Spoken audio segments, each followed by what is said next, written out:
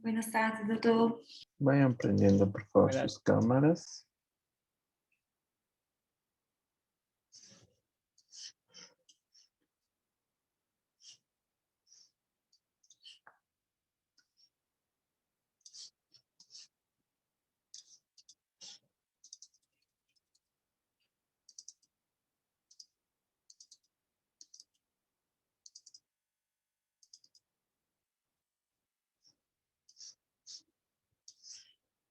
Hoy día vamos a ver lo que es cirugía de vesícula biliar y de las vías biliares.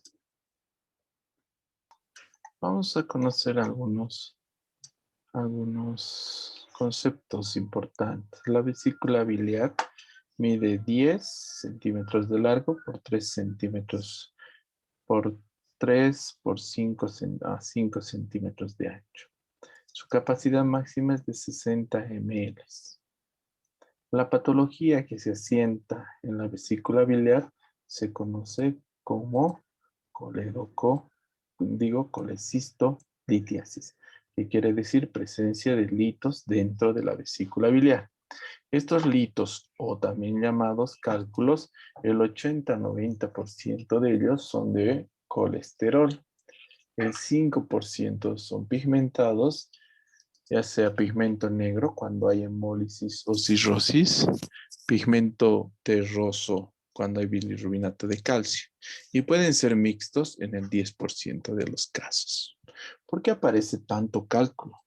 Porque hay un desbalance en la composición de la bilis. La bilis tiene que tener lecitina, sales biliares y colesterol en un equilibrio. Si hay más exceso de alguno de ellos, se empieza a formar el cálculo. Entonces, si hay más exceso de colesterol, aparecen los cálculos de colesterol. Pero ¿sobre qué aparecen los cálculos de colesterol? Sobre estos formadores de núcleo. Los formadores de núcleo son las bacterias, desechos celulares, moco de la vesícula, exceso de colesterol, propios pigmentos biliares, sales de calcio, éstasis biliar y saturación de colesterol. Esos mismos hacen que se formen sobre ellos cálculos de colesterol. Ahora no se sabe por qué hay cálculos grandes, pequeños o microcálculos. Eso depende de cada una de las personas. Pero sí conocemos los factores predisponentes. Factores predisponentes son sexo femenino, la obesidad, estrógenos exógenos, embarazo, sección del nervio vago, edad avanzada, factores genéticos y poblacionales. Estas son las causas de predisposición para tener los cálculos en la vesícula. Es más frecuente esta patología en las mujeres. Los cálculos son pues muy antiguos. El primer cálculo que se encontró es en una momia de hace 2000 años antes de Cristo. Entonces es una patología muy común. ¿Qué es lo que pasa? Cuando un cálculo se impacta en la entrada de la vesícula, genera lo que conocemos como colecistitis aguda, que es una inflamación bacteriana o química de la vesícula biliar. Puede causar peritonitis y muerte. El 95% de las colecistitis agudas son litiásicas, es decir, por cálculos, y solo el 5% son alitiásicas. ¿Qué es lo que pasa? Si ustedes observan acá la vesícula biliar, y aquí vemos el bacinete, si el cálculo se enclava acá, empieza a comprimir la vesícula biliar y aparecen los signos o los transmisores de la inflamación. Se activan los factores de la inflamación, hacen que se inflame, hay presión intravesicular, hay alteración del riego sanguíneo a nivel de la vesícula, se necrosa, se perfora y puede dar una peritonitis local, una peritonitis general o solamente fístulas. ¿Qué síntomas tiene la patología de cálculo en la vesícula biliar? Impactado, pero El primer síntoma es el dolor. Dolor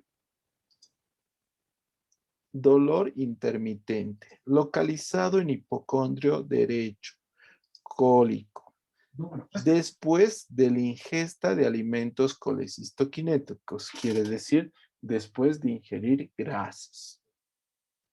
Este dolor se puede irradiar al ángulo de la escápula o al hombro derecho. Presenta náuseas y vómitos en el 60 y 70% de los casos. Pero lo bueno, si es que hay algo bueno de esto, es que los vómitos mejoran parcialmente el dolor de la colecistitis aguda. Clínicamente vamos a tener hipertermia, hipersensibilidad en cuadrante superior derecho, va a haber rigidez muscular, en el 25% va a haber Bloomberg, 90% va a haber signo de Murphy positivo, ruidos hidroaéreos negativos en el 10% de los casos, ictericia en 10% de los pacientes. La ictericia es porque las sales biliares se reabsorben por la mucosa de la vesícula biliar.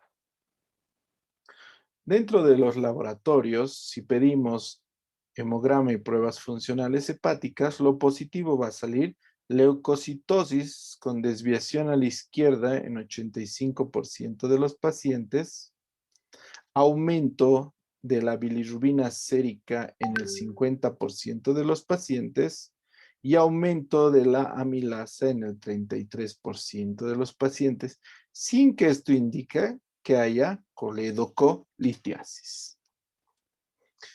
No nos hacemos mucho problema para el diagnóstico de la vesícula, porque el gold estándar, es decir, de diagnóstico es la ecografía. La ecografía es muy sencilla de hacer, muy fácil y en todo lado existe. Entonces, paciente con dolor abdominal, le apoyas el transductor y vas a ver cálculo en cuello vesicular o en el cístico, gas intramural, dolor en el lugar donde está la vesícula biliar, lo que llamamos signo de Murphy ecográfico, y confirmaste colecistitis aguda. Es decir, es muy simple, no es como la apendicitis que tienes que hacer un ejercicio muy cerebral para diagnosticarlo. En este caso, es muy sencillo y fácil. No solamente hay ecografía para el diagnóstico, también existen otros exámenes como la colangiografía, colangiografía endovenosa, colangiografía oral, que ya no se hacen, se hace muy poco. Algo que sí todavía hacemos es la tomografía axial computarizada, pero en pacientes que yo sospecho que existe alguna complicación, es decir, yo creo que este paciente tiene algo más, entonces en ese caso pedimos TAC.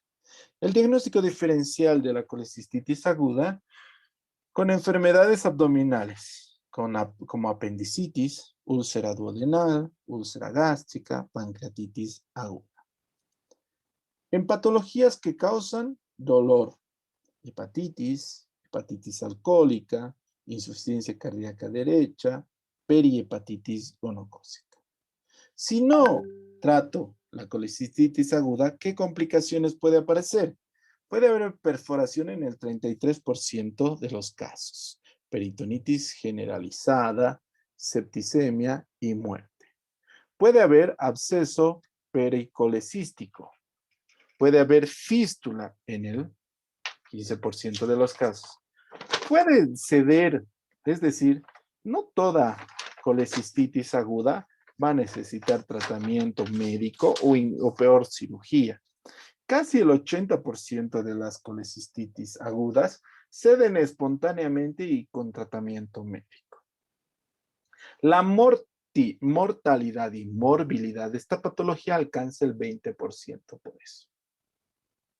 Las complicaciones locales a nivel de la vesícula puede haber hidropesía vesicular, colecistitis enfisematosa, vesícula en porcelana, hilio biliar. ¿Cuál es el tratamiento?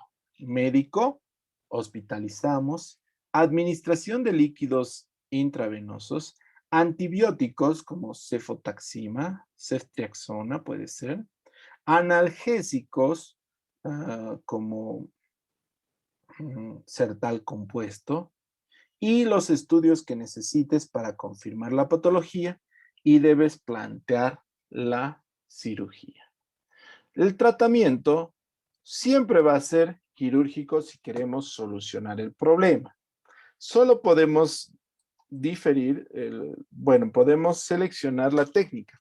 Puede ser una colecistectomía abierta o una ColeLab, colecistectomía laparoscópica. Siempre la ColeLab va a ser de elección por si acaso.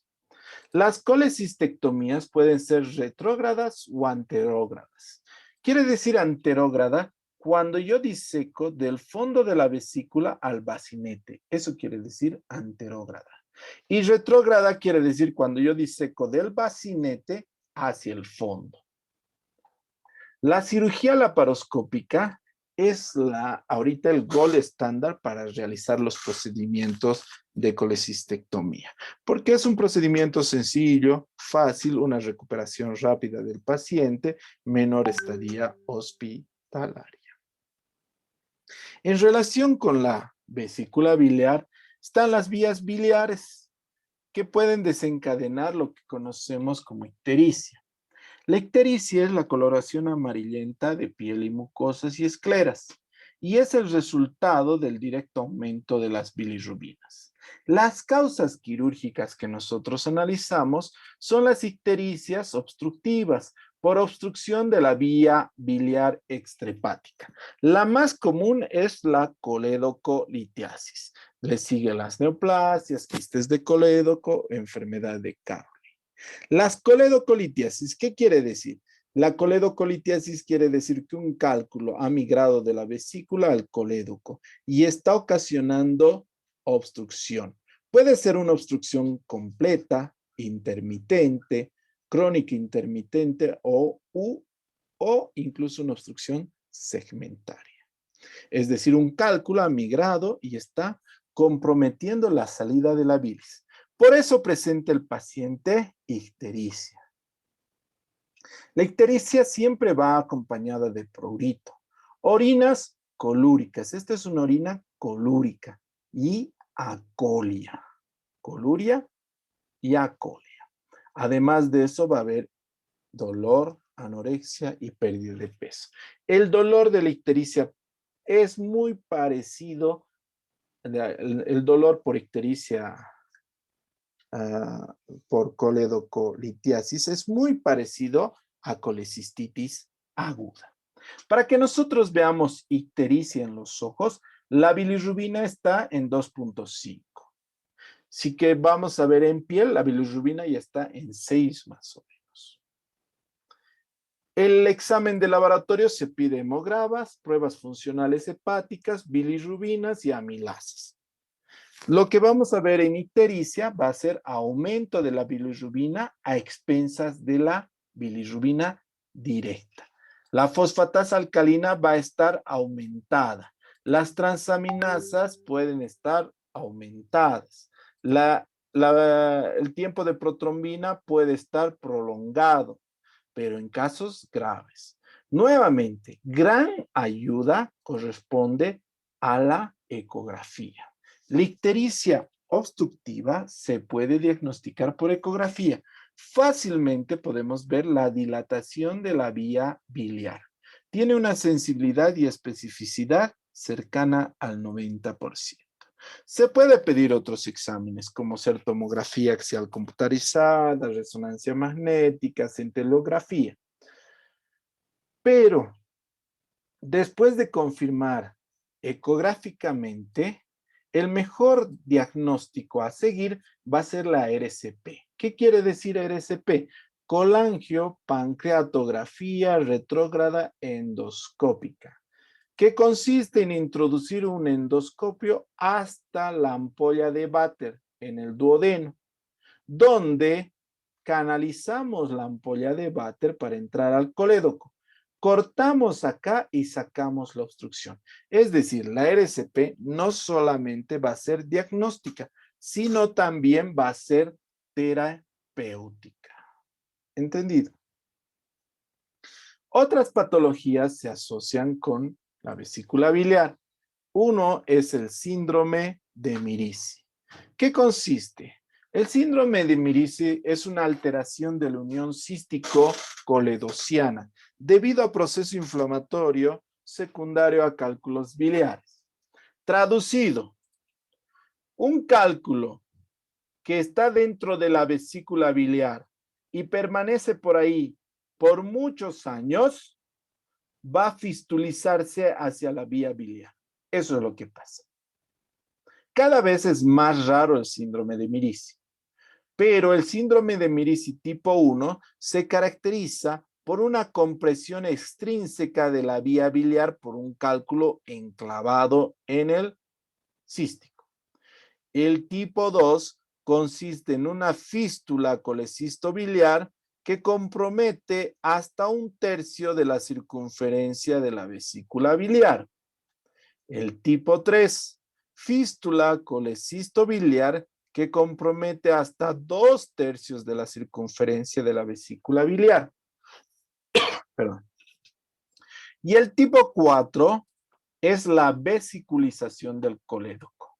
No se ve vesícula. Estas son las graduaciones de Mirici. La prevalencia del síndrome de Mirici es rara, del 0,1 al 1%. Aparece entre la sexta y séptima década de la vida. ¿Por qué? Porque tiene que estar muchos años con sus cálculos. El sexo femenino es el más afectado y es una patología de difícil diagnóstico. Todo paciente que yo opero de vesícula biliar y tiene más de 60 años, yo le pido tomografía para ver si no ha hecho síndrome de Mirici, por si acaso. El cuadro clínico es muy irregular. Hay dolor en hipocondrio, a veces aparece ictericia, a veces hay cuadros de colangitis, que es infección en la vía biliar, y la duración de los síntomas se mantiene entre una semana y varios meses. Dentro de los exámenes, el hemograma puede haber hiperbilirrubinemia en los laboratorios y datos de colangitis, pero no habla nada hasta ahora de Mirici. En la ecografía sí nos puede dar datos indirectos de que hay un síndrome de Mirici, como ser vesícula esclerotrófica, coledocolitiasis, dilatación de la vía biliar proximal, estenosis de la vía biliar excéntrica adyacente al cálculo. Esto nos hace sospechar. El diagnóstico puede ser por dos cosas, por tomografía y por RCP. El RCP introducimos la sonda hasta la válvula ileocecal, metemos medio de contraste y aquí vemos pintada la vía biliar. Aquí está el hepático derecho, el hepático izquierdo, el hepático común, vesícula biliar y aquí está el cálculo, que está en 1/3, casi 2/3, entre 2 y 3 de Mirici está. Entonces, la RCP, en este caso, solamente es un estudio diagnóstico. No puede hacer nada la RCP para esto. Hay que programar una cirugía. La cirugía depende de qué grado de Mirici tengamos. Si es grado 1, se realiza colecistectomía más colangiografía más cierre del muñón, con cierre del muñón cístico. Si es tipo 2, se realiza colecistectomía, colangiografía intraoperatoria y rafiacoplastía del colédoco. Si es grado 3, es colecistectomía más derivación biliodigestiva. Si es grado 4, directamente derivación biliodigestiva. Hay diferentes derivaciones biliodigestivas. Podemos hacer una colecisto y ayuno anastomosis. Colecisto, vesícula y ayuno anastomosis. Es decir, no tocamos aquí. Aquí está tan peligroso que mejor no tocamos. Lo dejamos así. Unimos la vesícula al ayuno. Colecisto y ayuno anastomosis. Podemos hacer colédoco duodeno anastomosis. Unimos el colédoco al duodeno. Aquí está el colédoco, cortamos y unimos. Colédoco, duodeno, anastomosis. Y finalmente podemos hacer una colédoco y ayuno anastomosis. Colédoco y ayuno anastomosis. A ver, ¿dónde anda un colédoco y ayuno anastomosis? Aquí está. Colédoco Y1, anastomosis en hidrux. Entonces, cuando es grado 3 y grado 4, el procedimiento no se puede hacer de emergencia. Se toma el tiempo y se hace el procedimiento en una cirugía programada.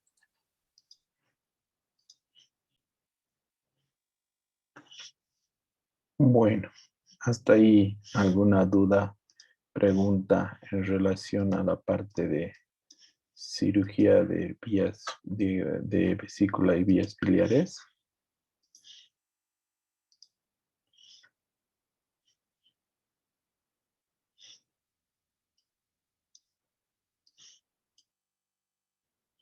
¿Todo claro?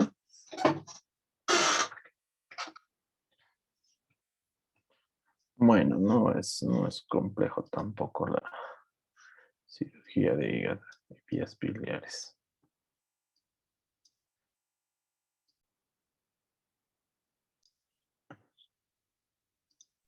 El vaso es un órgano intraperitoneal que se encuentra en el hipocondrio izquierdo. Tiene 12 centímetros de longitud, 7 centímetros de ancho y 3 centímetros de espesor. Se encuentra por debajo de la 10ª, 11ª y 12ª costilla. Este órgano es parenquimatoso, de las mismas características que el hígado. Es por esto que anda muy fijo en su posición para no dañarse. A través de 4 ligamentos: el ligamento frenocólico, ligamento esplenorrenal, ligamento gastroesplénico y el ligamento esplenocólico. El vaso tiene 4 caras: una cara diafragmática, cara gástrica, que es anteromedial, cara renal inferomedial, cara cólica, que es la base. 3 bordes, uno superior, inferior y medio. El vaso es un órgano extremadamente bien irrigado por una arteria de gran calibre, como es la esplénica, que es la rama más gruesa del tronco celíaco. Y devuelve su sangre a través de la vena esplénica, que desemboca en el hígado por la vena porta. El vaso tiene múltiples funciones hematopoyéticas e inmunológicas. El vaso no es imprescindible para la vida. Se asientan diferentes patologías. Lo que nos interesa a nosotros son las patologías quirúrgicas del vaso, que nos hacen la necesidad de realizar resecciones, sea segmentarias o completas del vaso. A esto denominamos esplenectomía. Hacemos esplenectomía cuando hay lesiones hematológicas benignas, como ser púrpura trombocitopénica inmunitaria, esferocitosis hereditaria, anemia hemolítica, hemoglobinopatías. Si es verdad que ninguna de estas es una patología esplénica, pero mejoran con la esplenectomía. Es decir, el paciente clínicamente hay mejoría por la esplenectomía. Hay esplenectomías en trastornos benignos, como ser quistes esplénicos, abscesos esplénicos y de lejos el más frecuente, el trauma esplénico. También se asientan tumores malignos como ser linfoma de Hodgkin y linfoma no Hodgkin. En algunas ocasiones aparecen leucemias. Técnicas de esplenectomía. Los tiempos quirúrgicos son realizar una laparotomía o una laparoscopía. Exploración, exéresis y síntesis de la pared. La esplenectomía es un procedimiento que puede hacerse mediante laparoscopía. No me ha anotado, no está en el cuaderno. Dile que es un libro de poesía. Dice el doctor Breimar Vergada en la tapa, son 7, dile. 4 le ha dejado anteayer. Se ve el video que estoy compartiendo, ¿Qué? ¿verdad? Mi amor, dice el libro de Entonces, poesía y esta es una fotografía. esplenectomía laparoscópica. El que está cerca del árbol, Este es un procedimiento. más cerca del árbol, sí. Son mujeres nomás se entienden. Está bien sellado de plástico ahí adelante. Un segundo. No te estés exponiendo a todo. Te mando para recoger. ¿Qué es gilipollas eres? Entonces, Pero es ¿has un ido ahí o procedimiento no? laparoscópico. Pero si yo he dejado contigo ayer. Bueno, entonces será ahí. Libro de poesía y fotografía por doctor Weimar Vergara. Dice. O pasa. O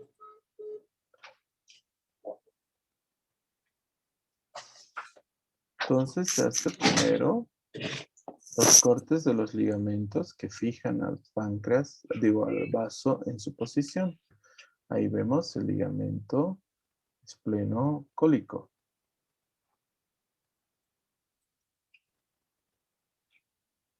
Entonces se lo corta.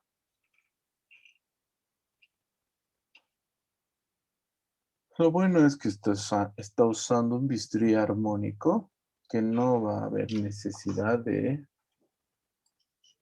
ningún tipo. Un segundito. Un segundito.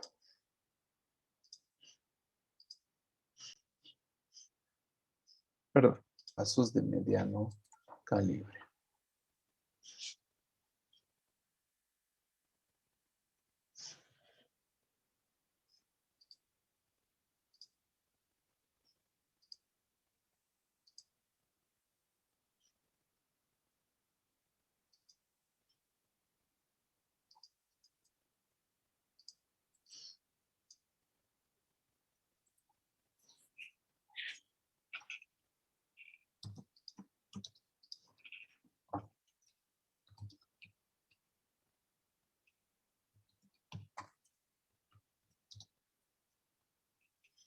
Entonces, ahora se cortan los otros ligamentos hasta llegar al hilio esplénico. Hay que tener cuidado en el hilio esplénico. Son venas y arterias de gran calibre.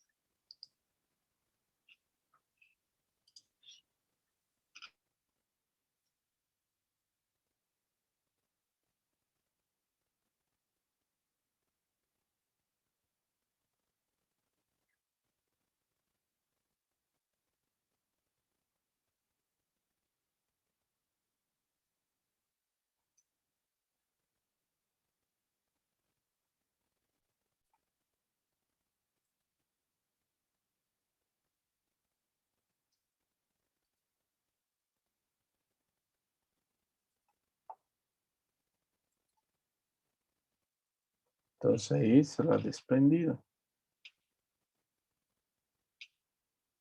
Ahora el ligamento esplenogástrico o gastroesplénico.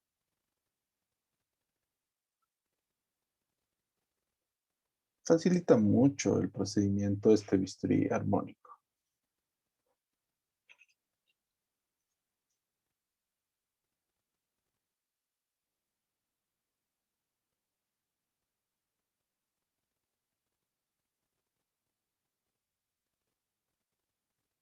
Y ahí está el hilio.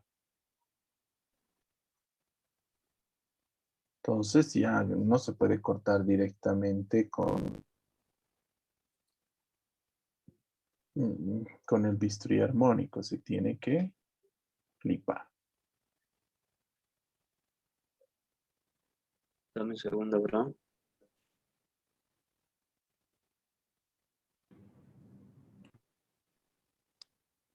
Dime, José, Hola. ¿qué pasó? Dame un segundo. Y ahí están la arteria esplénica y la vena esplénica. No se las liga juntas, se las liga por separado.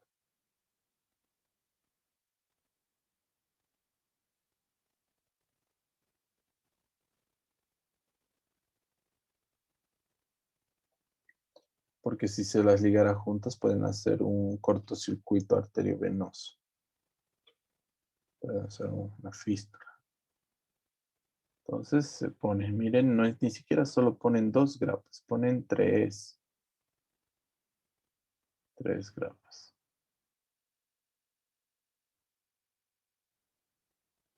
Entonces es grande el flujo a nivel de la esplénica. Viene directamente de la aorta. Eso hay que tener mucho cuidado.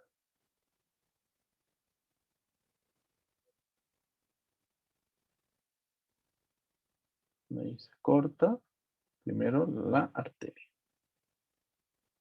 Ahí está.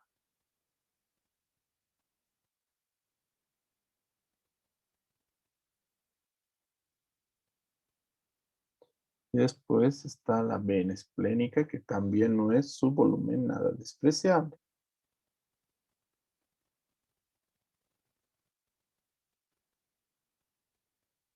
Las venas son más delicadas, hay que tener cuidado al manipularlas, se desgarran más fácilmente.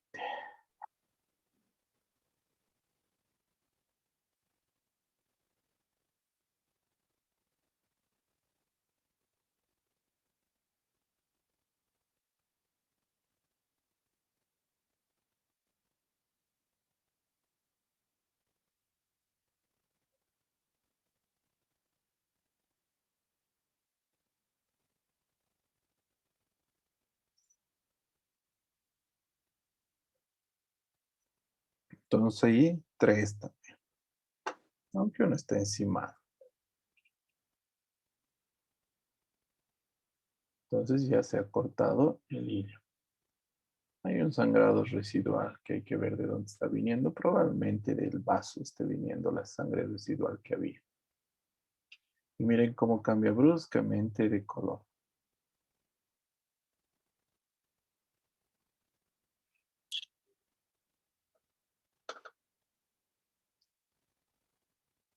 Se pone una endovac.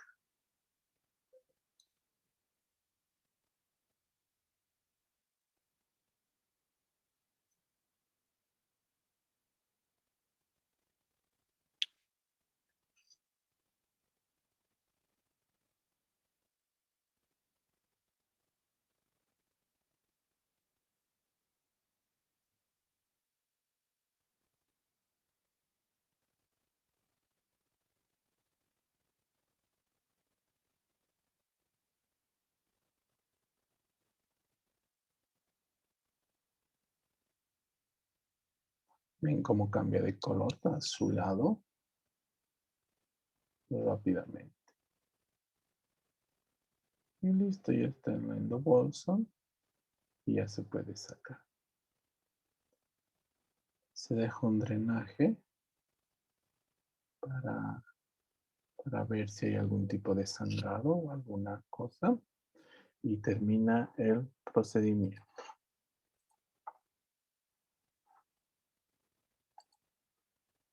Entonces, esta es la técnica abierta. Nosotros hemos visto la laparoscópica. Lo importante es después de la esplenectomía, el paciente debe ser vacunado contra el neumococo, influenza y meningococo para evitar sepsis, porque este órgano normalmente filtraba estos patógenos. Hay que hacer un recuento plaquetario, porque el vaso se encargaba de destruir las plaquetas viejas y a veces puede haber riesgos de trombocitosis, es decir, aumento de plaquetas, especialmente en las primeras semanas.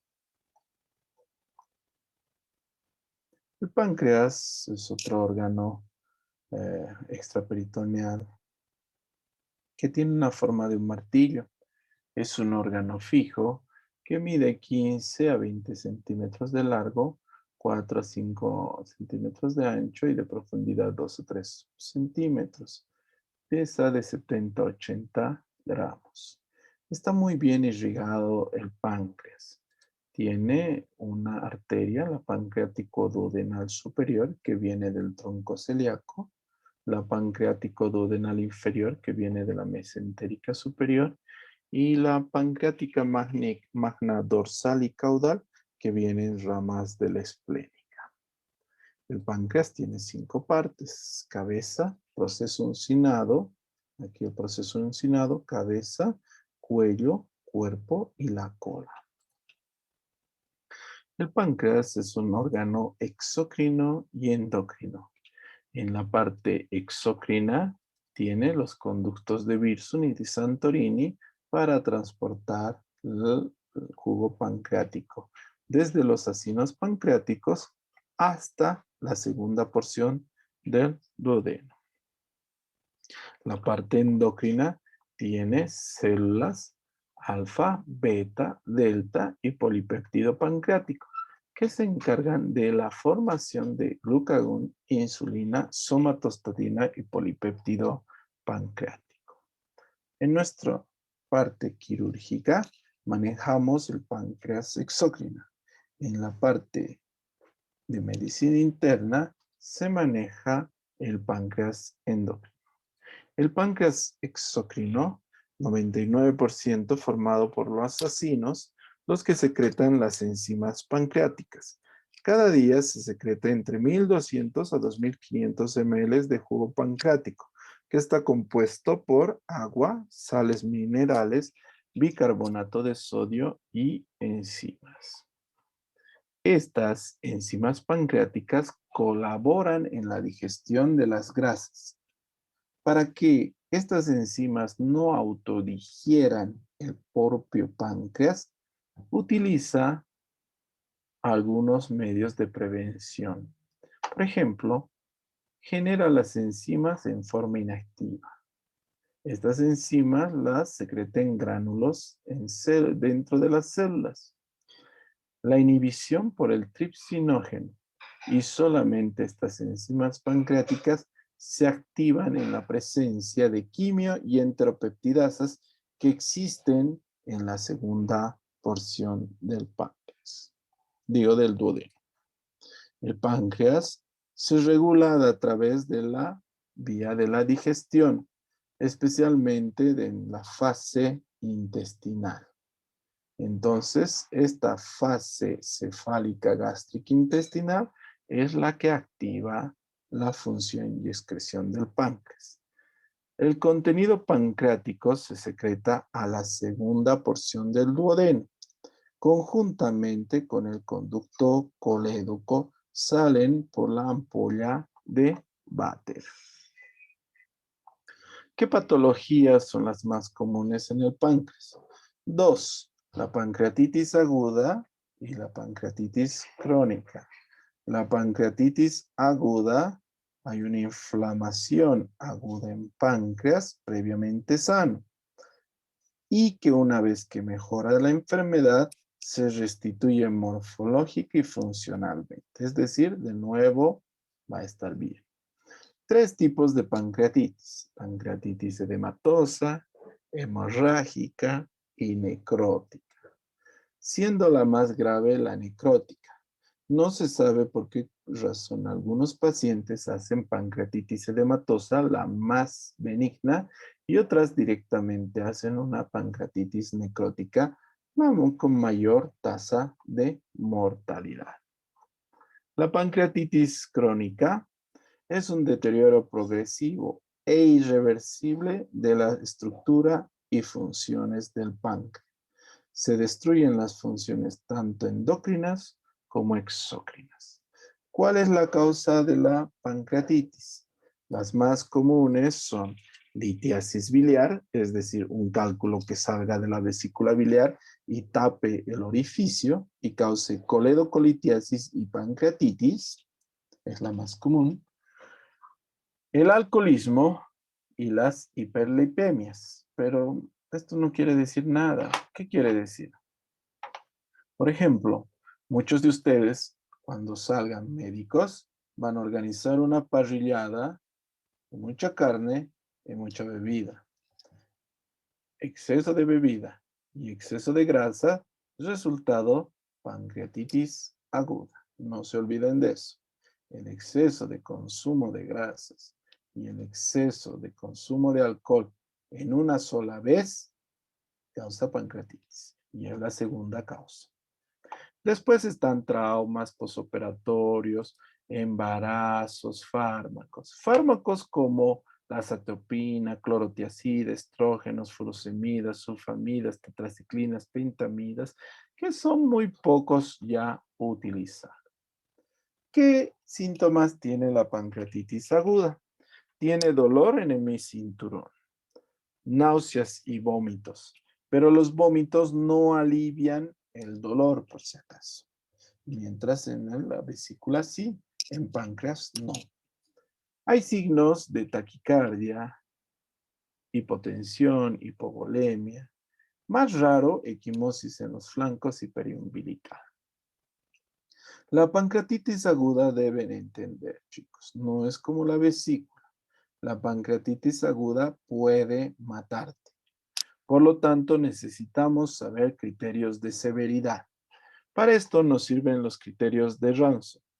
Al ingreso, edad mayor de 55 años. Glóbulos blancos mayor a 16,000. Glicemia mayor a 200. LDH mayor a 350. GOT mayor a 250 unidades. Y a las 48 horas, descenso de hematocritomas de 10 puntos. BUN mayor de 5. PO2 menor de 60. Calcio menor de 8. Déficit de base 4 miliequivalentes y secuestro de fluidos mayor a 6 litros. Se da un punto a cada uno y se lo suma. Y si tiene de 0 a 2 criterios, 1% de mortalidad. 3 a 4, 16%. 5 a 6, 40%. 7 a 8, 100% de mortalidad. Estos son criterios de Ramsay. ¿Por qué muere? Porque hay complicaciones tan graves como ser shock, sepsis, complicaciones renales, hemorragia digestiva, hepatobiliares, complicaciones y complicaciones cardíacas. La lesión pancreática, cuando es edematosa, solo hay aumento de tamaño. Cuando es necrótica, parece un fiambre. Se puede destruir hasta con los dedos al tocarla. Hay una necrosis con secreción y colecciones peripancreáticas. Eso es grave. El tratamiento, primero, siempre médico, supresión de la ingesta oral, analgesia como omeperidina, administración de omeprazol, antibióticos, aminoglucósidos y cefalosporinas y tratamiento de la patología desencadenante.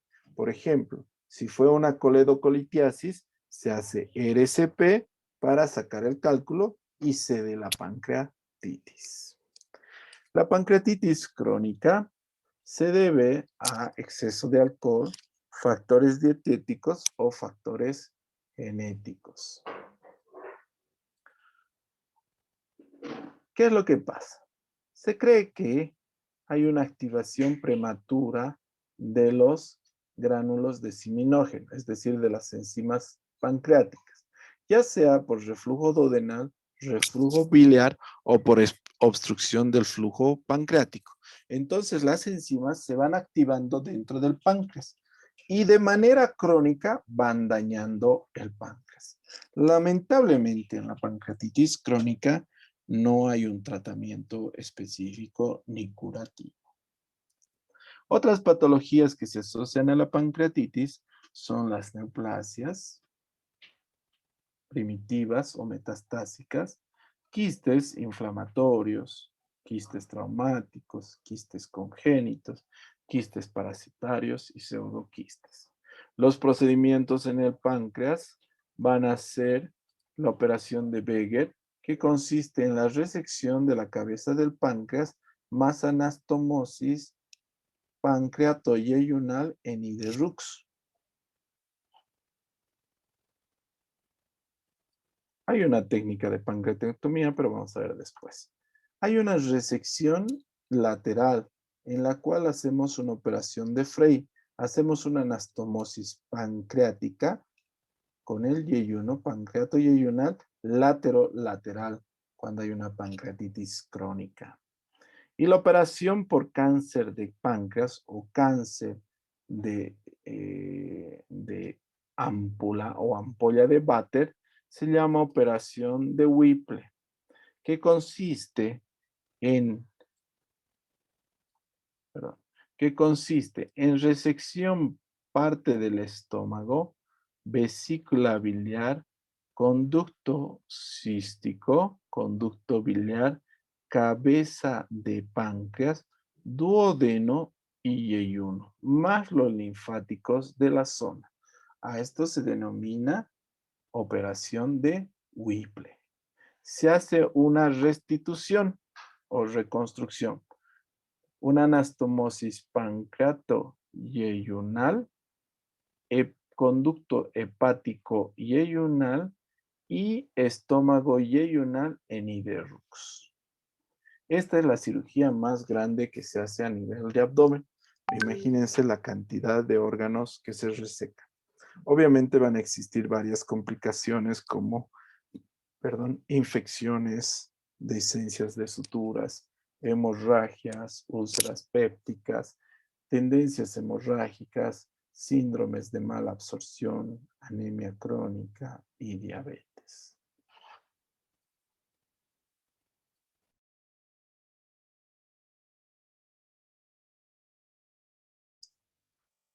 No sé si tienen alguna duda o pregunta. Doctor, esta última que dijo, ¿cómo era su nombre? Es la Operación de Wilber. Whipple. Ah, ya, ok. Operación de Whipple.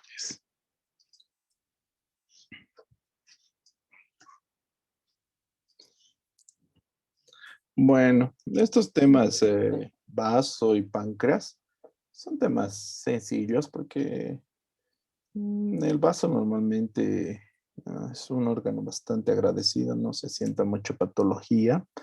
Y el páncreas es de manejo médico cuando es del páncreas endocrino. Y es más frecuente las alteraciones del páncreas endocrino. Las páncreas exocrino con la RCP, con la angiopancreatografía retrógrada endoscópica, se ha facilitado un poco. ¿Alguna otra duda, pregunta? Doctor, una consulta. Dime. En caso de una resección del páncreas total, ¿sería compatible con la vida, doctor? No. Normalmente hacemos resección de la cabeza y dejamos la cola, o sacamos la cola y dejamos la cabeza. Gracias, doctor.